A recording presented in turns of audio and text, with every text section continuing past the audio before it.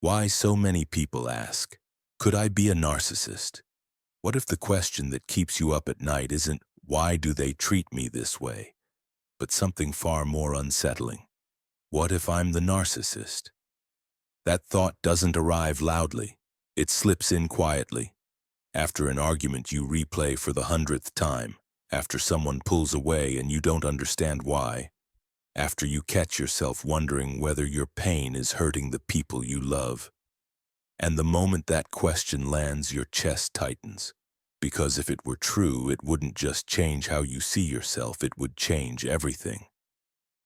In a world saturated with labels, clips, and bold claims about narcissism, it's easy to feel exposed.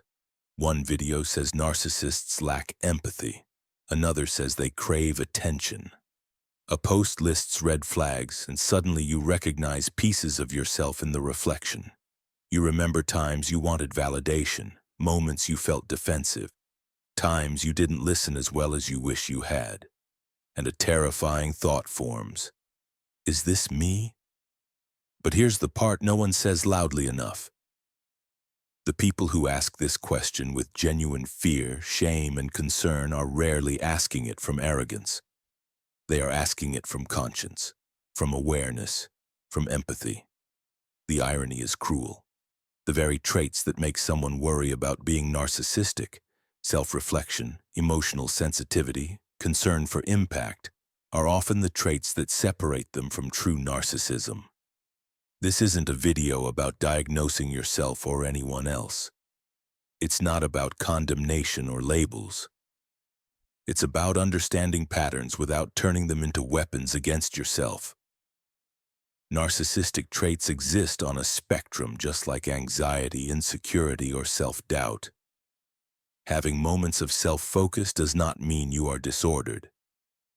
Feeling defensive does not make you dangerous. Being human does not make you narcissistic. If you're here because you're afraid of becoming someone who hurts others without caring, pause and breathe. That fear matters. It tells a story. And that story deserves curiosity, not punishment. Before we go any further, if content like this helps you feel less alone, more grounded, or more informed, consider subscribing to the channel. It's one small action that helps support thoughtful, compassionate conversations like this, and keeps more videos like this coming. Now, before we dive into the traits themselves, here's a quick question for you. Be honest and answer in the comments. Question: when you first wondered, could I be a narcissist? What was driving that thought? A. Fear of hurting others or lacking empathy. B. Anger that others don't see how right or special you are. Comment A or B below. Traits number 1 and number 2, superiority and entitlement. Superiority and entitlement rarely announce themselves as problems. They often feel justified, even logical, especially from the inside. They are not born from too much confidence, but from a fragile sense of worth that depends on comparison. Superiority says, I'm okay only if I'm above. Entitlement adds, and because I'm above, I should be treated differently. Take Mark, the project manager in San Francisco you were introduced to earlier. On the surface, Mark appears competent, driven, and self-assured. Colleagues often describe him as strong or intense, but beneath that exterior is a constant, exhausting calculation. Am I winning right now? When someone questions his idea in a meeting, it doesn't land as collaboration. It lands as threat. His body tightens. His mind races. He dismisses the comment not because it's wrong, but because accepting it would mean stepping down from a fragile pedestal he didn't even realize he was standing on. This is how superiority functions. It is not joy in being capable. It is fear of being ordinary. It is the belief that worth must be proven again and again, and that any crack in the image could cause everything to collapse. Criticism, even gentle feedback, feels humiliating because it strikes at identity, not behavior. The response is often defensiveness, dismissal, or quietly discrediting the other person to restore balance. Entitlement grows naturally from this mindset. If maintaining superiority requires so much effort, then surely the world should cooperate. Entitlement whispers people should already know how much I deserve, respect should be automatic, apologies should flow in one direction, rules should bend. When they don't, resentment builds, not always loudly. Sometimes it shows up as silent bitterness, as keeping score, as the unspoken belief that others are ungrateful or incompetent. What makes entitlement especially tricky is that it often masks unmet needs. Many people with entitlement were never taught how to ask for validation, reassurance, or care directly. Instead, they learned to expect it without vulnerability. Saying, "I deserve this," feels safer than admitting, "I need this." From the outside, superiority and entitlement look like arrogance. From the inside, they feel like survival strategies. They protect against shame, against the terrifying idea that without constant proof one might be insignificant. If you recognize parts of yourself here, pause before judging. Ask a different question. Instead of, "Why do I get so defensive?" try, "What am I afraid would happen if I weren't the best in this moment?" And instead of, "Why don't people treat me the way they should?" ask, "What need am I hoping they'll meet without me having to ask?" These traits are not proof of who you are. They are signals pointing to where your sense of worth learned to depend on winning rather than being. Trait number 3, the need for attention. The need for attention is often misunderstood as vanity, but at its core it is rarely about wanting to be admired. More often, it is about the terror of becoming invisible. For some people, attention is not a bonus, it is proof of existence. Without it, something inside begins to feel dangerously quiet. Daniel, the man you met earlier at his sister's wedding in New Orleans, didn't wake up that morning intending to cause tension. He loves his sister. He even helped plan the event. But as the night unfolded and the room filled with speeches, laughter, and admiration directed towards someone else, a familiar unease crept in. His chest felt tight. His thoughts grew restless. It wasn't jealousy in the simple sense, it was panic. As the spotlight moved away from him, a deeper fear surfaced. If I'm not being seen, do I still matter? This is how the need for attention often operates. It doesn't shout, it aches. It creates a sense of urgency that feels unbearable to sit with. So the mind looks for relief. A joke that interrupts the moment. A comment that shifts the energy. A subtle provocation that pulls eyes back in your direction. Even conflict can feel preferable to being overlooked, because at least conflict confirms presence. In a culture that constantly rewards visibility, this trait can easily hide in plain sight. Social media metrics, public praise, and external validation offer quick comfort, but they never satisfy for long. Attention becomes a substitute for connection. Being noticed replaces being known, and when attention fades, the emptiness returns, often stronger than before. What makes this trait especially painful is that many people who crave attention are deeply sensitive. They feel things intensely. They notice shifts in energy. They are highly attuned to social cues. But instead of using that sensitivity to connect inwardly, it becomes focused outward, scanning constantly for signs of relevance or approval. The challenge is not to eliminate the desire for attention. It's human to want to be seen. The challenge is learning to tolerate moments when you are not the center without interpreting that as erasure. When attention feels scarce, the nervous system can interpret it as danger, even when nothing is actually wrong. If you recognize yourself here, try a small experiment. The next time you feel that familiar pull to redirect attention, pause. Notice the sensation in your body. Name the feeling quietly. I feel unseen. Then ask yourself a gentler question. What kind of connection am I actually longing for right now? Attention can be taken, connection must be built. and learning the difference is one of the most important steps away from patterns that keep you chasing visibility instead of belonging. Trait number 4, the need for control. The need for control is often the most misunderstood of all narcissistic traits because it doesn't always look aggressive or domineering. Sometimes it looks like precision, like certainty, like someone who always knows the right way things should be done. But beneath that surface is not power, it is fear. Control is not about dominance, it is about preventing exposure. For people who rely on control, unpredictability feels dangerous. When outcomes, emotions, and man or other people cannot be managed, something fragile inside feels at risk of being seen. That is why control becomes non-negotiable. It is the mechanism that keeps the inner world from spilling outward. Think again of Mark in San Francisco. In meetings, he doesn't just want projects to succeed, he needs them to unfold exactly as planned.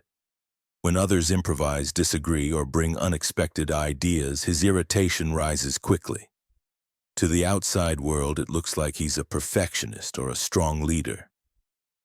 Internally, however, it feels like panic. If he doesn't stay on top of everything, he fears the image he has carefully built will fracture. Control is how he keeps the mask from slipping.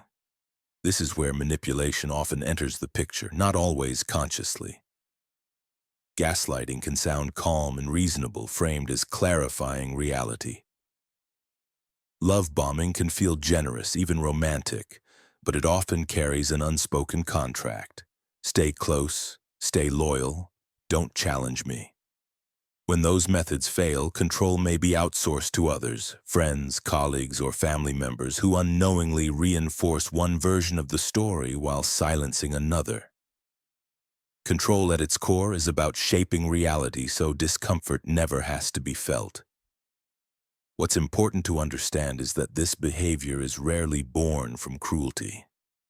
More often, it develops in response to earlier chaos, neglect, or emotional instability.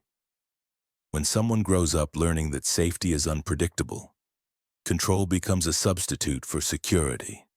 Over time, it can feel essential for survival. The cost, however, is high. Control prevents intimacy. It leaves no room for repair, flexibility, or mutual influence. Relationships begin to feel tight rather than safe. Conversations become battlegrounds instead of bridges. If you recognize this trait in yourself, try approaching it with curiosity rather than condemnation. Ask yourself what control is protecting you from. Is it shame? Is it uncertainty? Is it the fear that without constant management you will be exposed as inadequate? Practice releasing control in small, low-risk ways. Let someone else decide. Allow an outcome to remain unfinished. Notice that discomfort does not equal danger. Control promises safety, but true safety is built through trust, both in others and in your own ability to survive moments of uncertainty. Trait number 5. Lack of boundaries. A lack of boundaries is not always obvious at first. It doesn't always show up as someone invading your space or demanding constant access to your time. More often, it appears as something quieter and more confusing. The feeling that you are not fully allowed to be separate, that your choices, emotions, successes, or failures somehow belong to someone else. In narcissistic patterns, boundaries feel threatening because they imply independence, and independence can feel like abandonment. When someone struggles with boundaries, they often have difficulty recognizing where they end and another person begins. Other people are experienced not as separate individuals, but as extensions of the self, mirrors that are expected to reflect a specific image back. This is especially painful in close relationships. A parent may experience a child's achievements as their own success, yet react with anger or rejection when that same child makes choices that don't align with the parent's identity. A partner may feel deeply connected when there is agreement, but betrayed when there is disagreement. Boundaries are not perceived as healthy limits, they are felt as personal attacks. What makes this trait so destabilizing is that it is often wrapped in the language of closeness. I just care so much. We shouldn't keep secrets from each other. Why do you need space from me? On the surface, it sounds like intimacy. Underneath, it is control disguised as connection. True intimacy allows room for difference. Boundary confusion does not. When someone with boundary issues encounters a limit, being told no, asked for space, or challenged emotionally, the response is often intense. Rage, guilt-tripping, denial, or pretending the boundary was never discussed can follow. Not because the boundary is unreasonable, but because it threatens the illusion of fusion. If you are separate, then they are no longer fully in control of how they are seen or felt. The tragedy is that many people who struggle with boundaries never learned what healthy separation looks like. They may have grown up in environments where emotional enmeshment was normalized, where love was conditional, or where independence was punished. In those systems, boundaries weren't modeled as safety. They were modeled as rejection. If this resonates, it's important to reframe what boundaries actually are. Boundaries are not walls meant to keep people out. They are definitions that allow relationships to exist without erasing one person for the sake of another. They clarify responsibility. They protect connection by preventing resentment. A helpful place to start is with a simple question. What am I responsible for and what am I not? You are responsible for your feelings, your choices, and your behavior. You are not responsible for managing someone else's emotions, identity, or self-worth. Learning boundaries can feel uncomfortable at first, especially if closeness has always required self-sacrifice. But discomfort does not mean danger. In fact, boundaries are often the very thing that makes real intimacy possible. For the first time. Traits number 6, number 7, and number 8. Avoiding responsibility, lack of empathy, and splitting. Avoiding responsibility, lacking empathy, and splitting often operate together, reinforcing one another in ways that can quietly erode relationships over time. These traits are less about malice and more about protection, specifically protection from shame. When shame feels unbearable, the mind organizes itself around escape routes, and these patterns become the exits. Avoiding responsibility is rarely as simple as refusing to say, "I'm sorry." More often, it sounds like partial apologies that shift blame or explanations that rewrite events. Responsibility threatens the fragile self-image built to survive earlier wounds. To fully acknowledge harm would mean confronting the possibility of being flawed, and for someone whose worth depends on appearing intact, that feels intolerable. So fault is externalized. Circumstances, misunderstandings, or other people become the problem. This is not because the person cannot understand responsibility, but because accepting it feels like emotional annihilation. Closely tied to this is a lack of empathy, not always in the way people expect. Some individuals can intellectually understand what someone else might be feeling, yet remain emotionally untouched by it. Empathy requires letting another person's experience matter, even when it disrupts your own narrative. For someone organized around self-protection, that disruption feels dangerous. Others are unconsciously expected to think, feel, and react in the same way they do. When they don't, confusion quickly turns into anger. Difference is experienced not as normal variation, but as opposition. Splitting then steps in to simplify the emotional chaos. The world becomes divided into all good and all bad. People are either allies or enemies, admirable or worthless. This black and white thinking provides temporary relief from inner conflict. Nuance requires emotional tolerance. Complexity requires holding discomfort. Splitting removes both. A single disappointment can erase years of connection. someone once idealized can suddenly become irredeemable. You can see how these traits form a closed loop. If someone is all bad, then empathy isn't required. If empathy isn't required, responsibility can be avoided. And if responsibility is avoided, the self-image remains intact. The system works until it doesn't. Relationships fracture, trust dissolves, loneliness deepens even as the person insists everyone else is the problem. What's important to understand is that these patterns usually developed long before adulthood. They often originate in environments where mistakes were punished harshly. Emotions were dismissed or love was conditional. In those contexts, admitting fault, caring deeply about others' feelings, or tolerating emotional gray areas was unsafe. These traits once served a purpose. If you recognize this pattern, the goal is not to tear it down overnight. Start by practicing emotional flexibility in small ways. When conflict arises, resist the urge to decide who is entirely right or wrong. When someone is hurt, pause before explaining. Ask yourself whether you can tolerate the discomfort of letting their experience exist without immediately defending yourself. Responsibility, empathy, and nuance do not weaken you. They are the muscles that make real connection possible. And like all muscles, they can be strengthened with patience, support, and honesty. So, are you a narcissist? Reflection, hope, and next steps. So, after sitting with all of this, the question comes back. Quieter now, but heavier. Are you a narcissist? Not as an accusation, but as an honest moment of reckoning. This is usually where people expect a checklist or a verdict. But the truth is more subtle and far more hopeful.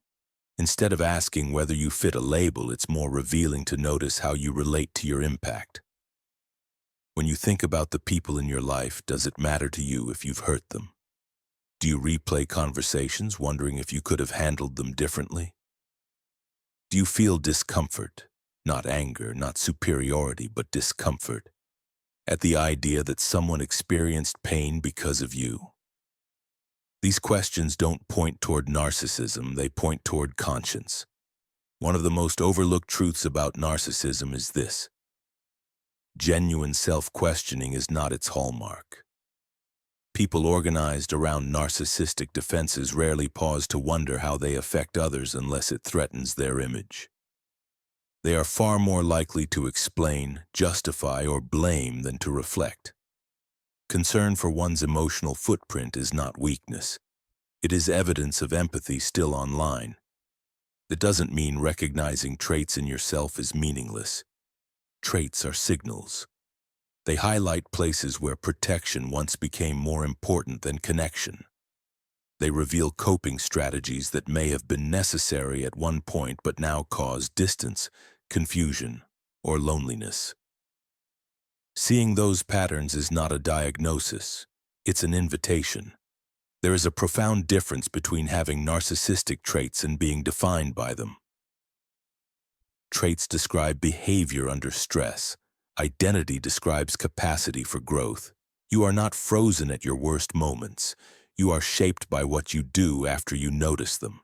If these patterns feel familiar and painful, if relationships repeatedly fracture, if accountability feels unbearable, if empathy feels out of reach, this doesn't make you irredeemable. It means something in you learned to survive by hardening, and survival strategies can be unlearned, slowly, with support. This is where professional help matters, not to label you, but to create a space where shame doesn't run the conversation. A skilled therapist doesn't ask, "What's wrong with you?" They ask, "What happened and how did you adapt?" Healing begins when self-protection no longer has to do all the work. If you're still here, still listening, still questioning, let this land gently. You are not broken for asking this question. You are not dangerous because you recognize yourself in uncomfortable descriptions. Awareness is not condemnation. It is the doorway. And what lies beyond that doorway isn't a diagnosis, it's choice. choice to respond instead of react, choice to repair instead of defend, choice to grow. You don't need to decide who you are today. You only need to decide whether you're willing to keep looking honestly and keep choosing connection over protection one moment at a time. When you look back at the journey of the characters woven through this story, Mark in San Francisco, Daniel in New Orleans, and the quieter, unnamed parts that may have felt uncomfortably familiar, you begin to see a single, unifying truth. None of them were villains. None of them woke up intending to harm others. They were people who learned often very early that safety came from control, attention, superiority, or emotional distance. These patterns were not signs of evil, they were survival strategies. But survival strategies, when left unexamined, can slowly become prisons. Mark's need to always be right cost him trust. Daniel's fear of being unseen kept him from truly celebrating others. Boundaries blurred, empathy narrowed, responsibility felt dangerous, and over time, connection eroded. What began as protection eventually created isolation. This is the quiet tragedy of narcissistic traits. They promise safety but deliver loneliness. The deeper lesson here is not about labeling yourself or others. It's about recognizing that awareness changes everything. Traits are not identities. They are learned responses to fear, shame, and unmet needs, and what is learned can be unlearned. Healing begins the moment someone chooses curiosity over defense, accountability over blame, and connection over control. For the audience listening today, the application is simple but not easy. Notice your reactions before you justify them. Pause before you defend. Ask not just was I right, but was I kind, and was I honest? Growth doesn't require perfection. It requires willingness. Disclaimer: this video is for educational and informational purposes only and is not a substitute for professional psychological diagnosis or therapy from a licensed mental health provider. Quick question for you. When conflict arises, what feels harder for you? A. Admitting fault. B. Feeling misunderstood. Comment A or B below. And now I'd love to hear from you. What part of this story resonated most or challenged you the most? Share your thoughts in the comments so we can learn from each other. If this content helped you reflect, grow, or feel less alone, please subscribe to the channel. Your support makes it possible to keep creating thoughtful, meaningful content like this.